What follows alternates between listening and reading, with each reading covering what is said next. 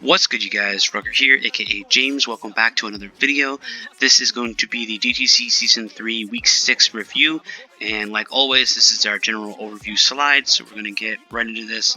There's a couple changes this week, but we'll get there when we get there. Rolling right into this, Week 6 battles and scores. The biggest winners of Week 6 in the Moon Division are me, King Rucker, and the biggest winners from the Sun Division is a tie between Scythe and Crawdaddy. Right into the battles, the New York Met Tanks, coached by Weedy, squeaked out a 2-0 win over N20 Hero and his Houston Toros. Boston Blastoise, coached by myself, King Rucker, 5-0'd the Morpicos, coached by Dancho. The battle between Flygon and his Indianapolis Bolts and the New York Ninjasks and Marrow did not occur, which resulted in a forfeit loss for Marrow, which is unfortunate, and also not his only one this season, so hopefully he can turn that stuff around. The Jersey Grim Snarls, coached by Jiff, got beaten with a 3-0 by the Hawaiian Komodos, coached by Cahoots, who is on a tear right now down in the Sun Division. The Soul Salamence, coached by Fist Tier Doom, the number one guy in all of the B League, 3-0'd the Chicago Dragapults, coached by Q the Costa Rican. The Miami Heatrans, coached by Metamech, 4-0'd the Limbo City Luxrays, coached by Dante. And the Vegas Escavaliers, coached by Scythe, went 5-0 against the Bakor Crocodiles, coached by Endgame. The Pittsburgh Plusles, coached by Crawdaddy, 5-0'd Aaron Mercer and his Washington Blazekins. Okay, Week 6 leaderboard. As you can see, on the left is the current leaderboard, and on the right is the changes that happened. Fistier Doom stayed in first, just increased his differential from 19 to 22. Crawdaddy went from third to second, increasing his differential from +5 to +10. Flygon, with his forfeit win, went from 5th to 3rd, increasing his differential by +3. But if the battle had occurred, I do believe that Flygon would have increased his differential by more, which would have put him in second. Weedy stayed in 4th, but his differential went from +7 to +9. Q the Costa Rican went from 2nd down to 5th. His differential went down 3 points from 11 to 8. Metamech went from 6th to 6th, but his differential went from -1 to +3. It's a giant jump. Kahoot stayed at 7, and his differential went from -2 to +1. I went from, it says 18th, but I think it should be something else. Definitely shouldn't be 18th. I'm not sure where I was at last week. That's a typo, and I missed that. But I'm up in 8th now. Maybe I was 14th? 15th? 13th? Maybe it's 13th. I don't know. 14th? 12th? I don't know. I think it's 12th to 8th, because there's no one else here that is rank 12th from the previous week. So I went from 12th to 8th, increasing my differential from -8 to -3. Hero went from 8th to 9th. His differential diminishing yet another 2, from +6 to +4. Scythe went from 14th to 10th with his -2 differential to +3. Dancho went from 9th to 11th. His ratio went from -2 to -7. Jiff went from 10th to 12th, going from -4 to -7. Marrow went from 11th to 13th with his forfeit loss, going from -7 to -10. Aaron Mercer went from 13th to 15th, -8 to -13. Dante stayed in 15th, going from -9 to -13, and Endgame went from 16th and then stayed in dead last, unfortunately for Endgame, and they are now at -18 from -13. As you can see, there is a giant polar shift in the difference in differentials here. In the Sun Division, there's a 20-point spread between the Pittsburgh Plusles Crawdaddy, who is now in first in the Sun Division with 5-1 at +10, and Marrow, who's in last with 2 and 4 at -10. for the Sun Division. But if you look up in the Moon Division, Soul Salamence, coached by Fist-Tier Doom, is at plus 22, and Endgame coaching the Crocodiles is at negative 18. So that's a 40-point spread, which is kind of crazy. And we will continue to see how this changes going into Week 7, Week 8, 9, and 10. As of right now, nobody is 100% out, I don't think, of playoffs. With 4 weeks left, yeah, even the people that are in the bottom have the potential to be 5-5, which is mixed, and continue on. So we'll have to see. Top killers of the week: Rayquaza from the Hawaiian Komoos took out 3 lives from the Grimmsnarls. Zerora, I don't know. From the Miami Heatrans took out 3 Mons from the Limbo City Luxrays.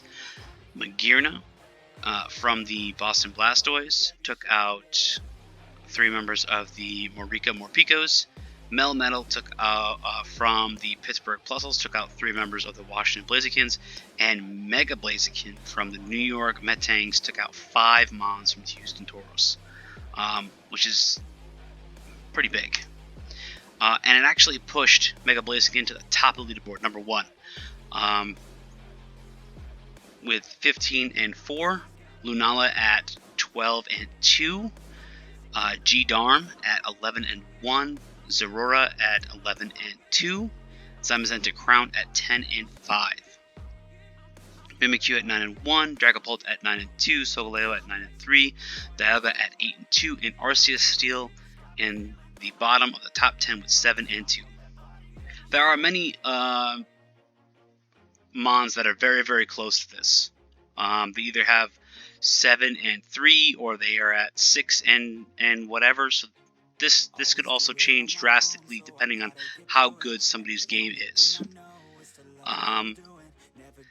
This week's suggestions actually were changed to the final week of possible team changes. As you can see, there are 5 teams. Well, there's 6 teams, but one person only traded one Mon, and it's on here. So I didn't also include Mercer's trade. Myself, I traded Lycanroc for Turtonator to Metamech. And then shortly after that, I traded Ho-Oh and Turtonator for Polkea and Swalot to N20 Hero. And I dropped a Rotom Wash and picked up Rotom Heat to get that Fire Stab that I was now lacking. Metamech traded Blossom for Audino to Aaron Mercer. Turtonator for Lycanroc with me. And then he swapped or dropped Mega Swampert for Gundra and Steelix for Dusclops. N20 Hero again traded me Polkea and Swalot for Turtonator and Ho-Oh. He also dropped Zoroark and picked up Kingdra, and dropped Turtonator and picked up Jumpluff.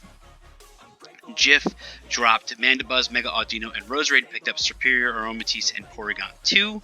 Crawdaddy dropped Typhlosion and Thievul and picked up Weezing and Masquerain. So those are big changes to these teams, and that's why I decided to do it for this week, because it kind of completely changes the dynamics of a team. Makes them more rounded, makes them more offensive. We will see in the Week 7 battles how well they perform. Best of luck to everybody here. So moving on to the Battle of the Week. Battle of the Week goes to Fist-Tier Doom and Q the Costa Rican. Q is also a YouTuber. His link will be down in the description below. And again, Galar Corsola puts in the work. Now, it only killed, I think, 2 Mons from this battle, but the amount of work it puts on in the spread of this entire battle is kind of insane. And without Corsola, I don't think that the battle would have went to Fist-Tier Doom. We're going to roll right into this. As you can see, It's about 4 minutes. Q brought a physical Dragapult this week, I think. Fist Your Doom kind of knew what was coming, gets a Scald and the burn on Killer B, which is kind of humongous, actually. And it's unfortunate, but it really diminishes Mega Beedrill's capacity to put in the work. Dragon Darts, which is physical, and he now gets disabled. I'm sorry for that beeping noise. That is Discord notifications going off, and for some reason I turned them off, but they're still on. This is my 4th time trying to record between people in my house, cat in my house, and other things, so we're going to roll right through that. Locking himself into Outrage is kind of an issue, and also running a physical Dragapult against something that uses your own physical attack against you in this Corsola is a huge mistake on Q's part. I think Q should have gone with the special variety. I think it would have done more work here. Might not have done more work to something like Zekrom, but the rest of his team, I think it does way better, to be honest. This Crocoon isn't going to last very long against this Zekrom. He'll be lucky if he doesn't get OHKO'd. Yeah, got OHKO'd. Bolt Strike is a super powerful move.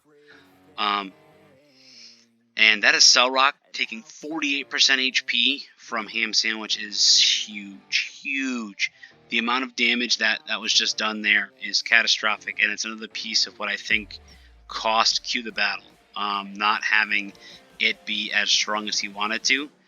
Also, with his Yveltal getting knocked so low by the Corsola, allowed the Darkrai to take it out. He revenges it pretty good with the Leaf Storm, but by using Leaf Storm, it pushed the special attack too low to take out Galodarm, which is unfortunate. During this exchange here between Sandaconda and G Corsola, Shedskin actually comes in pretty handy, but I think Q messes up in not coiling to max, praying that Shedskin would continue to help him. Also, again, a third physical Mon, Dragapult, Mega Beedrill, and Sandaconda against a Mon that really wants to battle against physical Mons. You just max HP it, max defense it, and you can literally sit there and just continue to lower their attack and heal yourself with a String Sap. It's a kind of broken move on a Mon that has Eviolite that should have been knocked off.